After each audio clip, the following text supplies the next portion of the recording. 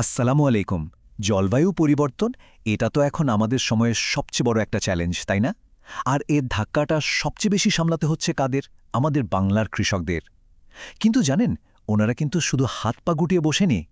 আজকে আমরা দেখব কিভাবে পুরনো দিনের জ্ঞানের সাথে নতুন দিনের প্রযুক্তিকে মিলিয়ে দিয়ে তারা অসাধারণ সব সমাধান বের করছেন। আচ্ছা, তো এই কৃষকদের লড়াইটা আসলে কিসের বিরুদ্ধে? দেখুন, সমস্যা কিন্তু একটা না, অনেকগুলো। একদিকে বন্যা, তো অন্যদিকে খরা। আবার উপকূলের দিকে মাটিতে লবণের পরিমাণ বেড়ে যাচ্ছে। তার উপর আছে এই খামখেয়ালি আবহাওয়া, মানে কখন যে বৃষ্টি নামবে তার কোনো ঠিক ঠিকানা নেই। বুঝতেই পারছেন, এই সবকিছু মিলে কৃষকদের জীবন আর আমাদের সবার খাদ্য নিরাপত্তা দুটোই কিন্তু মারাত্মক হুমকির মুখে। তো প্রশ্ন হল, এত সব চ্যালেঞ্জের মুখে বাংলার কৃষকরা আখের কি করছেন? হাল ছেড়ে দিচ্ছেন? না, একদমই না। বরং ওনারা এমন সব রাস্তা বের করছেন যা শুনলে আপনি অবাক হবেন। চলুন তাহলে আর দেরি না করে দেখে নিই ওনাদের সেই দারুণ সব সমাধানগুলো। তো ওনাদের লড়াইয়ের প্রথম যে অস্ত্র বা বলতে পারেন ফার্স্ট লাইন অফ ডিফেন্স, সেটা হলো জলবায়ু সহনশীল ফসল চাষ করা। মানে এমন জাতের ফসল লাগানো যা এই কঠিন পরিবেশও টিকে থাকতে পারবে। এটাই হলো প্রথম ধাপ। এই ব্যাপারটা কিন্তু দারুণ ইন্টারেস্টিং। দেখুন, প্রত্যেকটা সমস্যার জন্য একদম নির্দিষ্ট সমাধান আছে। যেমন ধরুন, উপকূলের দিকে যে মাটিতে লবণাক্ততা বাড়ছে, সেটার জন্য কৃষকরা এখন চাষ করছেন ধান 47 আর ধান 67। এগুলো লবণাক্ততা সইতে পারে। আবার যেসব এলাকায় বন্যা হয় সেখানে লাগানো হচ্ছে ধান 51 আর 52, যেগুলো হুট করে আসা বন্যাতেও নষ্ট হয় না। আর খরার জন্য আছে আলাদা খরা সহনশীল জাত। মানে বুঝতেই পারছেন, এটা কিন্তু কৃষি আর বিজ্ঞানের একটা অসাধারণ মেলবন্ধন। কিন্তু শুধু ভালো জাতের বীজ বুনলেই তো কাজ শেষ না, তাই না? পুরো চাষের পদ্ধতিটাকেই ঢেলে সাজাতে হচ্ছে। কৃষকরা তাদের সেই পুরনো চাষের পদ্ধতিতে কিছু স্মার্ট পরিবর্তন আনছেন, ঝুঁকি কমানোর জন্য। আচ্ছা, চলুন তো দেখি কি সেই পরিবর্তনগুলো। এখানে আমরা মূলত 4টা বড় পরিবর্তনের কথা বলবো। 1 নম্বর হল শস্য বহুমুখীকরণ, মানে শুধু এক ফসলের ওপর ভরসা না করে বেশ কয়েকটা ফসল একসাথে চাষ করা। 2 নম্বরটা হল আবহাওয়ার মতিগতি বুঝে ফসল বোনা আর কাটার সময়টা একটু এদিক ওদিক করে নেওয়া। আর শেষের যে দুটো আছে, ভাসমান বেড আর সমন্বিত কৃষি, এগুলো তো আরও মজার। এই ভাসমান বেড বা বাইরা পদ্ধতির কথাটা ভাবুন একবার, কি দারুণ একটা বুদ্ধি। যেসব এলাকা বছরের বেশিরভাগ সময় পানিতে ডুবে থাকে, সেখানে এটা একটা বিপ্লবের মতো।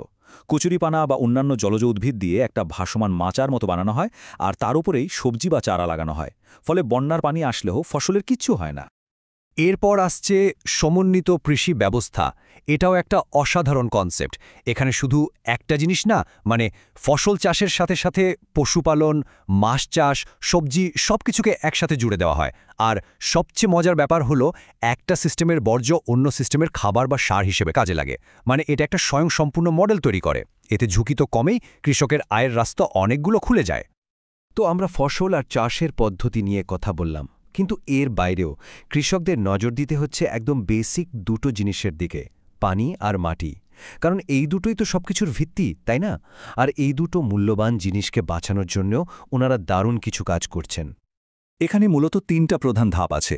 1, বৃষ্টির পানি ধরে রাখা, যাতে পরে খরা বা শুকনার সময় সেটা সেচের কাজে ব্যবহার করা যায়। 2, সেচ দেওয়ার সময় পানির অপচয় কমানো, যেমন ড্রিপ বা স্প্রিংকলার সিস্টেম ব্যবহার করে একদম গাছের গোড়ায় পরিমিত পানি দেওয়া। আর 3 নম্বর, মাটির যত্ন নেওয়া, মানে জৈব সার ব্যবহার করা, ঘুরিয়ে ফিরিয়ে ফসল লাগানো আর মালচিং করে মাটির উর্বরতা ধরে রাখা। তবে একটা কথা মাথায় রাখতে হবে, এই কঠিন লড়াইয়ে কৃষকরা কিন্তু একা নন। তাদের সাপোর্ট দেওয়ার জন্য আছে বিভিন্ন গবেষণা প্রতিষ্ঠান আর আধুনিক প্রযুক্তি। আসলে সঠিক সময়ে সঠিক তথ্য আর জ্ঞান, এটাই এখন কৃষকদের সবচেয়ে বড় শক্তি। চলুন দেখি প্রযুক্তি কিভাবে তাদেরকে আরও শক্তিশালী করে তুলছে। দেখুন, প্রযুক্তি কিন্তু সরাসরি কৃষকদের সিদ্ধান্ত নিতে সাহায্য করছে। যেমন অ্যাগ্রো ওয়েদার সার্ভিসের মাধ্যমে ওনারা এখন আগে থেকে আবহাওয়ার খবর পেয়ে যাচ্ছেন। এর ফলে কখন কি করতে হবে সেই পরিকল্পনা করা সহজ হচ্ছে। এর সাথে তো উন্নত বীজ, সার আর পোকা দমনের আধুনিক ব্যবস্থা আছেই। আর সবচেয়ে জরুরি বিষয়টা হলো, বিভিন্ন ট্রেনিংয়ের মাধ্যমে কৃষকদেরকে এই নতুন কৌশলগুলো হাতে কলমে শিখিয়ে দেওয়া হচ্ছে। তাহলে পুরো আলোচনাটাকে যদি আমরা এক কথায় বলতে চাই, বিষয়টা কি দাঁড়াচ্ছে? দাঁড়াচ্ছে এটাই যে এই লড়াইয়ের মূল শক্তিটা আসছে দুটো জিনিস থেকে।